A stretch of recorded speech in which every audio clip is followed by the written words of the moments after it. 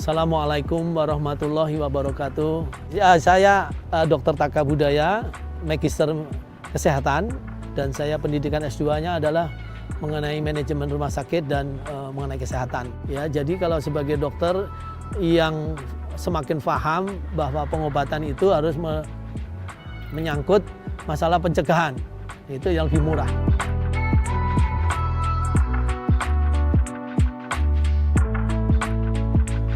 Cukup kita berperilaku bersih, terus menyangkut kesiapan kendaraan itu sendiri. Syaratnya harus mesinnya siap di starter dan siap untuk membantu kita untuk membawa kita ke tempat tujuan.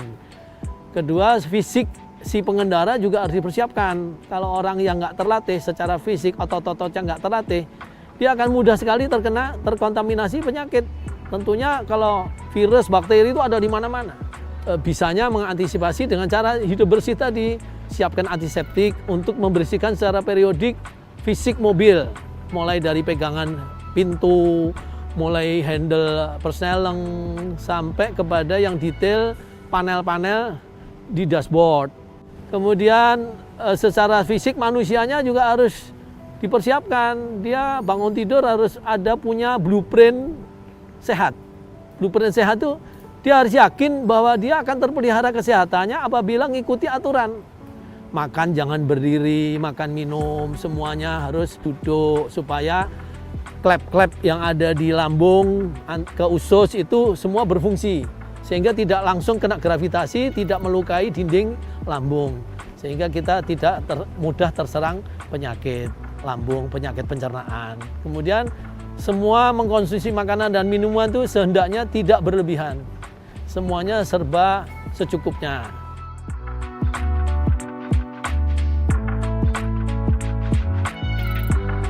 Di dalam mobil tentunya yang harus dipersiapkan antiseptik, kemudian tisu basah, tisu kering, ya untuk melap. Misalnya harus membawa makanan, ya tentunya snack. Diharapkan snack dan minuman itu kalau bisa minuman air putih, kemudian dicampur dengan madu. Dipersiapkan madu. Itu untuk memenaikkan kekebalan tubuh, untuk membunuh bakteri. Kemudian juga snack-snacknya cukup diganti dengan buah-buahan.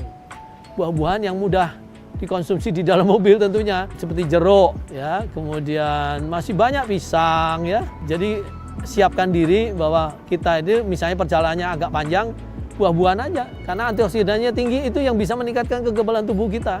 Sehingga kita bisa menghadapi serangan virus apapun jenisnya.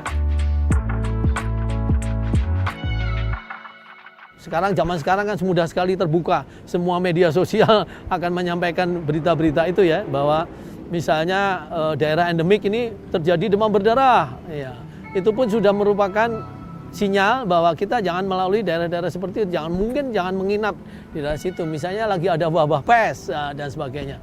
Ada coronavirus. Ya kita jangan traveling ke sana gitu.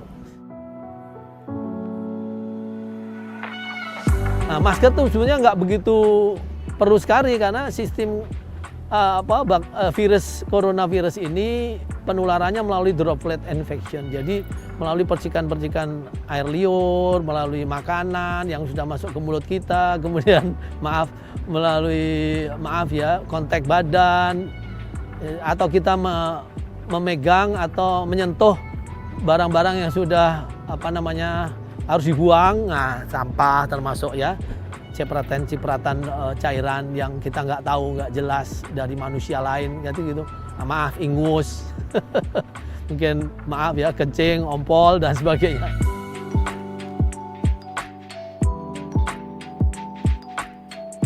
Masker itu hanya untuk orang-orang yang sedang menderita flu misalnya, karena orang-orang yang sedang menderita sakit, mau flu, mau SARS, mau demam, itu rentan untuk gampang tertular dengan virus lain. Jadi justru kalau yang sehat nggak usah pakai masker, nggak apa-apa gitu. Justru yang sedang sakit itu yang harus pakai masker.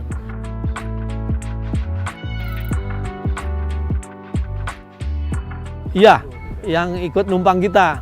Dan tentunya juga selektif, tidak sembarang orang boleh numpang ke mobil kita. Nanti mobil kita terkontaminasi juga. Maaf, tapi dengan cara sopan tentunya. Dengan cara yang sopan, bahwa kita menolak untuk memberi tumpangan. Kalau saran saya, Kalau mau sehat memang lebih ditekankan pada perilaku sehari-hari, yaitu kebersihan, kemudian mandi pagi. Sekian tips kami untuk menjaga tubuh Anda agar tetap sehat dan bugar serta tidak tertular coronavirus saat Anda berkendara di dalam mobil. Terima kasih sudah menyaksikan. Jangan lupa klik